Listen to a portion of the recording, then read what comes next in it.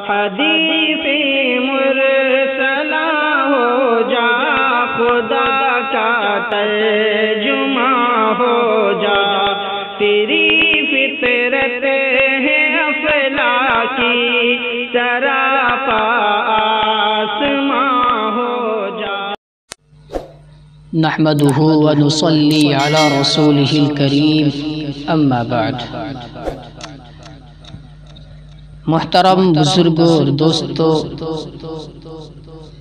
انسانی آنکھیں جب بے لگام ہو جاتی ہے تو اکثر فواحش کی بنیاد بن جاتی ہے۔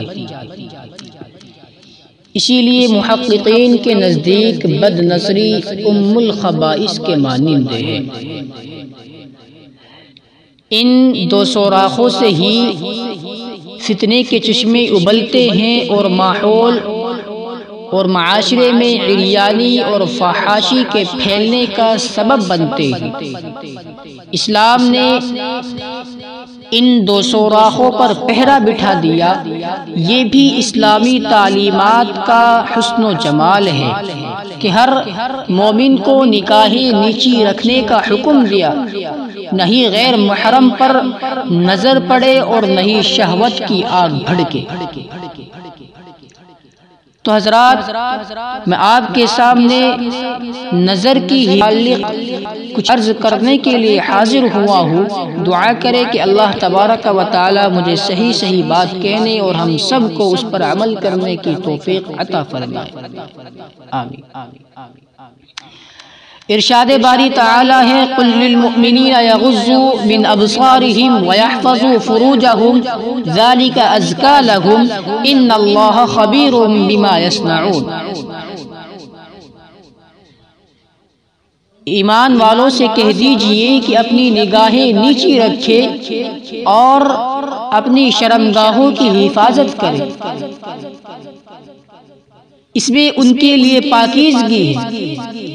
بے شک اللہ رب العزت کو خبر ہے اس کی جو کچھ وہ کرتے ہیں۔ قرآن مجید کی یہ آیت مومنین کے لیے ایک کامل اور مکمل پیغام ہے۔ مفسرین نے لکھا ہے کہ اس آیت میں تین چیزیں بیان کی گئی ہیں: تادیب، تنبیہ اور تحدید، جس کی تفصیل میں بیان کر رہا ہوں۔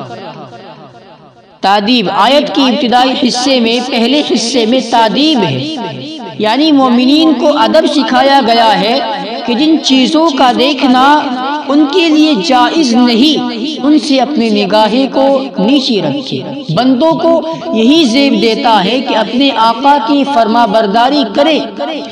اس سے یہ بھی معلوم ہوا کہ غض بصر ابتدا ہے اور حفاظت فرض انتہا ہے، گویا یہ دونوں لازم و ملزوم ہیں، ملے جلے ہیں۔ بس جس کی نگاہ قابو میں نہیں، اس کی شرمگاہ قابو میں نہیں۔ اور آیت کے دوسرے حصے میں تنبیہ کا ذکر ہے۔ ذالک ازکیٰ لہم میں تنبیہ ہے کہ غض بصر کا فائدہ یہ ہے کہ دلوں میں پاکیزگی آئے گی، گناہ کا وسوسہ ہی نہیں پیدا ہوگا، اس میں ان کا اپنا فائدہ ہے۔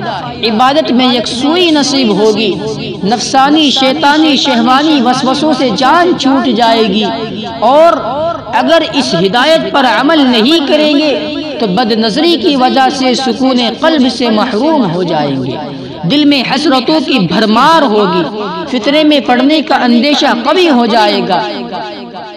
اور آیت کے آخر حصے میں تحدید یعنی کہ ہدایت فرمائی گئی ہے۔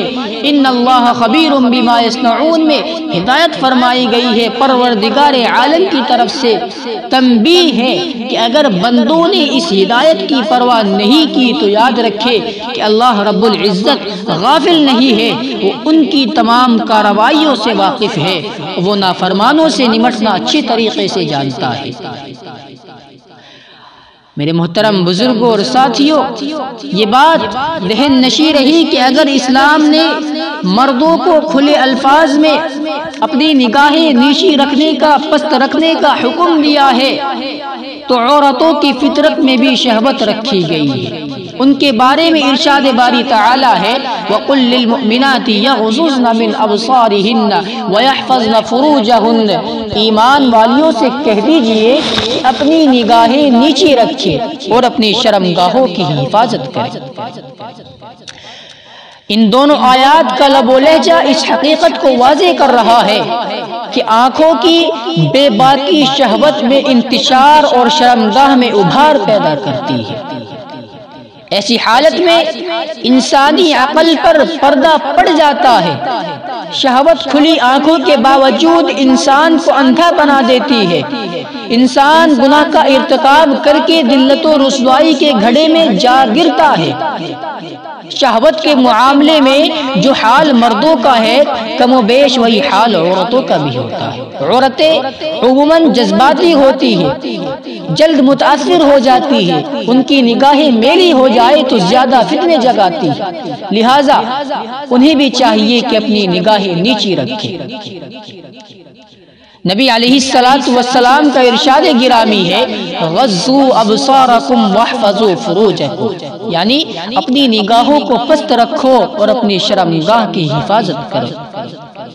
حافظ ابن القیم رحمۃ اللہ علیہ کی تحریر کتاب کے اندر لکھی ہوئی ہے کہ نگاہ شہوت کی قاصد اور پیامبر ہوتی ہے، نگاہ شہوت کی قاصد اور پیامبر ہوتی ہے، اور نگاہ کی حفاظت دراصل شرمگاہ اور شہوت کی جگہ کی حفاظت ہے۔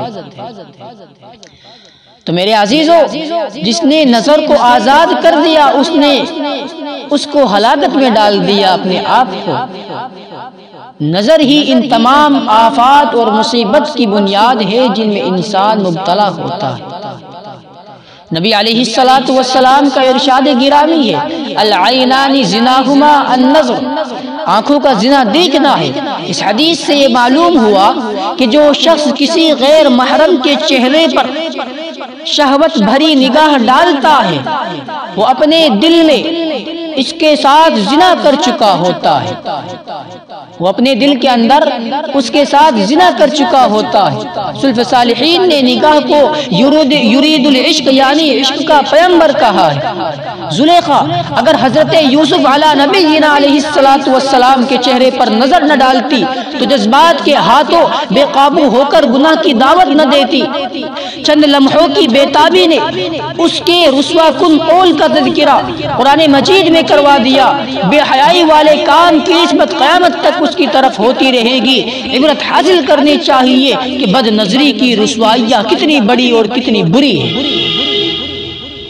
کئی مرتبہ ایسا ہوتا ہے کہ راہ چلتے یا آتے جاتے غیر محرم عورت سامنے آ جاتی ہے تو اس کے چہرے پر نظر پڑ جاتی ہے۔ ایسی صورتحال کے بارے میں حضرت علی رضی اللہ تعالی عنہ نے نبی علیہ السلام سے سوال پوچھا تو نبی اکرم صلی اللہ علیہ وسلم نے ارشاد فرمایا کہ اے علی، ایک مرتبہ نظر پڑ جانے کے بعد پھر دوبارہ نہ دیکھو، کیونکہ تمہارے لیے صرف پہلی نظر معاف ہے، دوسری نہیں۔ اس سے معلوم ہوا کہ پہلی اچانک نظر معاف ہے، اور اگر کسی وقت پہلی نظر ہی ارادتاً پہلی نظر ہی ڈالی گئی تو بھی حرام ہوگی۔ اور پہلی نظر معاف ہونے کا یہ مطلب بھی نہیں کہ پہلی نظر ہی اتنی بھرپور ہو کہ دوبارہ دیکھنے کی ضرورت ہی نہ رہی۔ صرف اتنی بات ہے کہ اگر اچانک اتفاقاً نظر پڑ گئی تو نظریں فوراً ہٹانے کا حکم ہے۔ غیر محرم کی طرف شہوت کی نظر سے دیکھنا فساد کا بیج ہوتا ہے۔ میرے محترم بزرگوں اور دوستوں، شیطان غیر محرم کے چہروں کو مزین کر کے ان کو بنا کر سنوار کر کے پیش کرتا ہے۔ ویسے بھی دور سے ہر چیز بھلی نظر آتی ہے، اسی لیے تو مثل مشہور ہے کہ دور کے ڈھول بھی سہانے ہوا کرتے ہیں، دور کے ڈھول بھی سہانے ہوا کرتے ہیں۔ بد نظری کرنے سے انسان کے دل میں گناہ کا تخم یعنی کہ بیج پڑ جاتا ہے جو موقع ملنے پر اپنی بہار دکھاتا ہے۔ قابیل نے اپنے چھوٹے بھائی حابیل کی بیوی کے حسن و جمال پر نظر ڈالی تو دل و دماغ پر ایسا بھوت سوار ہوا کہ اپنے بھائی کو قتل کر دیا، اپنے بھائی کو قتل کر دیا۔ دنیا میں سب سے پہلی نافرمانی کا مرتکب ہوا۔ قرآن مجید میں اس کے قبیح فعل کا ذکر ہوا۔ گناہ کی بنیاد ڈالنے کی وجہ سے قیامت تک جتنے قاتلین آئیں گے ان کا بوجھ بھی اس کے سر پر ہوگا۔ اللہ رب العزت حفاظت فرمائے۔ معلوم ہوا کہ پہلی نظر ڈالنے کا تو اختیار ہوتا ہے، پھر معاملہ اس کے بعد بے اختیاری والا ہو جاتا ہے۔ اس لیے بہتر ہے کہ پہلی نظر سے ہی بچا جائے۔ خطرے میں پڑنا، خطرے کے اندر پڑنا محتاط لوگوں کا کام نہیں ہوتا۔ اللہ رب العزت ہم سب کی حفاظت فرمائے اور بد نظری سے ہم سب کو بچنے کی توفیق عطا فرمائے اور ہم سب کو ان باتوں پر عمل کرنے کی توفیق عطا فرمائے۔ آمین۔ وما علینا الا البلاغ۔